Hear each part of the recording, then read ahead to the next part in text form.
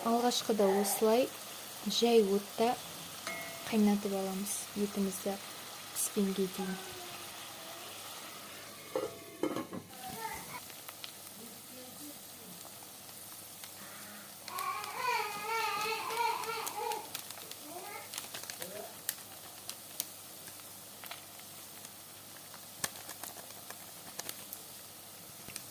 Күрішті 40 градус суда жібітетін боламыз, бөктіретін боламыз.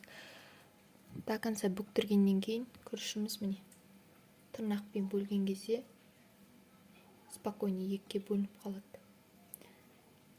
Көрдіңіздер? Осылай бөгіп тұрады. 40 градуста суға бөктірсем, пісіретін кезде суды азғантай ғана құямыз. Сол себепті